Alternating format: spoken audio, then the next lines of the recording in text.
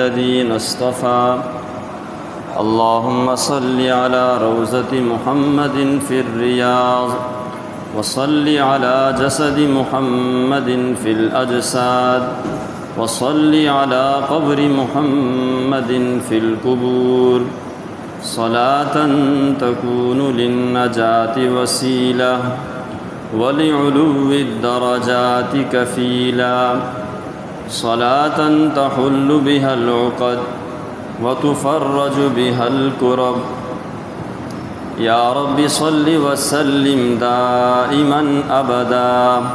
أما بعد فأعوذ بالله من الشيطان الرجيم. بسم الله الرحمن الرحيم. والتين والزيتون وطور سينين وهذا البلد الأمين لقد خلقنا الإنسان في أحسن تقويم. وقال رسول الله صلى الله عليه وسلم ألا فليبلغ الشاهد منكم الغائب أو كما قال عليه الصلاة والسلام.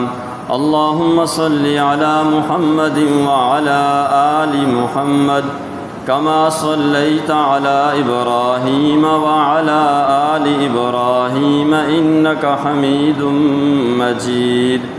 اللهم بارك على محمد وعلى آل محمد كما باركت على إبراهيم وعلى آل إبراهيم إنك حميد مجيد.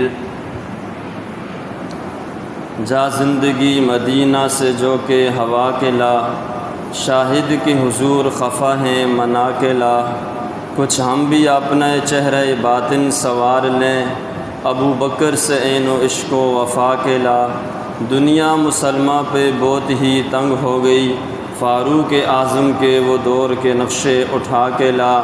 جس نے ہمیں گناہوں سے محروم کر دیا، عثمان کے وہ زاویہ شرم و حیا کے لا. مغرب کی گلیوں میں مارا مارا نہ پھر اے گدہ علم، دروازہ علم سے خیرات جا کے لا. برادران اسلام، انتہائی واجب الاحترام دوستو بزرگو، السلام علیکم ورحمۃ اللہ وبرکاتہ. اللہ رب العزت نے امام الانبیاء، خاتم الانبیاء، اشرف الانبیاء، سرور کائنات، سرور کونین، سید الکائنات، سید الکونین، رحمت للعالمین محمد الرسول اللہ صلی اللہ تعالی علیہ وآلہ وسلم کو اس کائنات میں سب سے آخری پیغمبر بنا کر بھیجا. آخری نبی ہونے کی حیثیت سے اللہ رب العزت نے قرآن مجید کے اندر اعلان کیا کہ سارے کے سارے بنی آدم اس دنیا کے اندر خلیفہ ہیں، اور خلیفہ کا وہی کام ہوتا ہے جو اصل کا کام ہوتا ہے. جو آیت میں نے آپ کے سامنے تلاوت کی ہے، اللہ رب العزت نے 4 قسمیں اٹھائی. اللہ رب العزت کو قسمیں اٹھانے کی ضرورت نہیں. اللہ رب العزت اس لیے قسم اٹھاتے ہیں کہ سننے والوں کو بات کی اہمیت کا پتہ چل جائے اور بات سمجھ میں آ جائے. والتین، تین کی قسم، والزیتون، زیتون کی قسم، وطور سینین، طور سینین کی قسم، اور اس شہر کی قسم کہ انسان کو ہم نے بہترین پیدا کیا ہے. یہ قسم اللہ رب العزت نے اٹھا کر یہ بتا دیا کہ انسانیت ایک بہت بڑا معیار ہے. بنی آدم اشرف المخلوقات میں سے ہیں، تو انسان کے اندر یہ سب سے بڑی چیز ہے کہ وہ انسان بن جائے، اور اس کی صفات بیان کر دی کہ انسان کے اندر یہ صفات ہوں گی وہ انسان ہوگا. اگر انسانیت والی صفات نہیں ہوں گی تو پھر قرآن مجید کے اندر فرمایا کہ بل ہم اضل اولئک کالانعام، یہ چپاؤں کی طرح ہے. آگے فرمایا یہ چپاؤں سے بھی گیا گزرا ہے.